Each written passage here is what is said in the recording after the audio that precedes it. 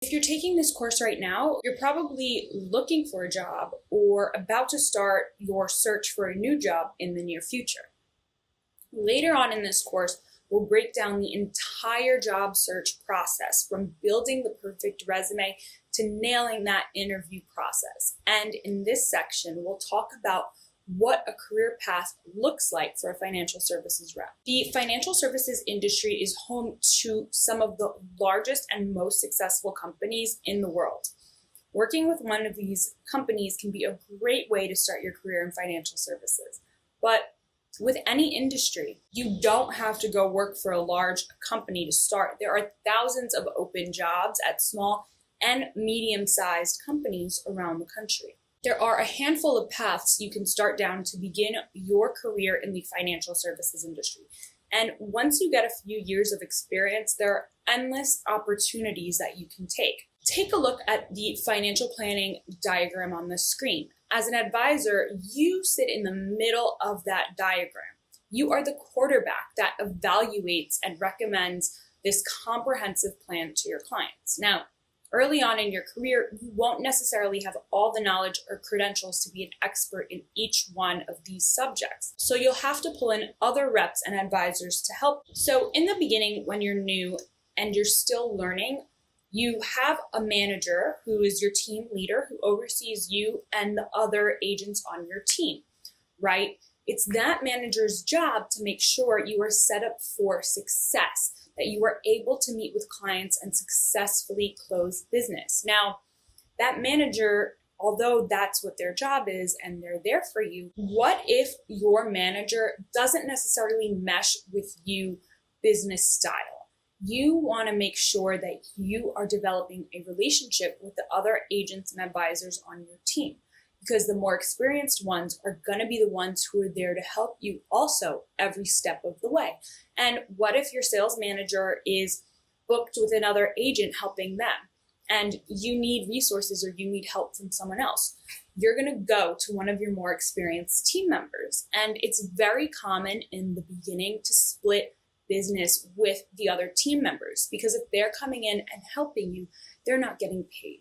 So it's normal to split commission in the beginning completely. It's even normal to split commission when you're more experienced, because there may be someone who has more experience in one area that you're lacking in, even if you've been in the business a while. Happens to me all the time. I need to go to one of my other fellow advisors and say, hey, can you help me with this? And by the way, I'll put you down for 10% just for your time. And that's totally normal. And you want to do that. Why? Because if they ever need help, they know that you'll have their back and you'll fairly compensate them, that you're not taking advantage of them. Remember, this can be a very competitive and tough business. So you want to have strategic relationships and alliances built with your team members as well. Yes, it's going to be a race to the finish, right? But can you support each other along the way? Truly, that makes a productive and profitable team. Oftentimes, when you're new and you don't necessarily have a strong or long list of people you can approach to be potential clients, a more advanced advisor or rep will give you a list of potential clients or a portion of their book of business to help them with. That is super important, because if you're not able to pull in prospects on your own, you need someplace to turn. So they will work with you and offer you a list of their potential clients to work with. And in turn, you split that business. Now, if you're doing all the work and they're just providing you with the leads, then you might split it 80-20, not exactly 50-50. 50-50 split is if you're both there working with the client, doing just about the same amount of work. If someone's just giving you a list of leads, you can expect to split that with them 80-20 or 70-30, something in that ballpark. Financial literacy. There is a ton to learn in this field. It's impossible to learn it all in 1 month or even 1 year.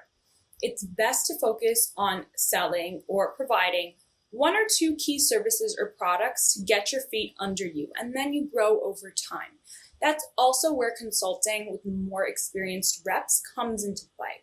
If a client asks you something that you have no idea what it is or no idea how to help them achieve that goal, that's when you're going to call on someone more experienced. You need various credentials to be able to sell financial services and to offer financial products.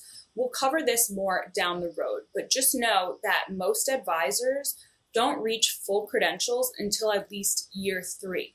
Some advisors choose to do it sooner. However, mostly it's after year 3 or later. Now, this isn't a bad thing. It's just a timing issue, right? You want to make sure you have all the basics under your belt first before you move on to something more advanced. Credibility. As a young professional, you simply won't be able to command the respect from other clients to make a full-fledged financial advance. Again, not a bad thing, it just takes time.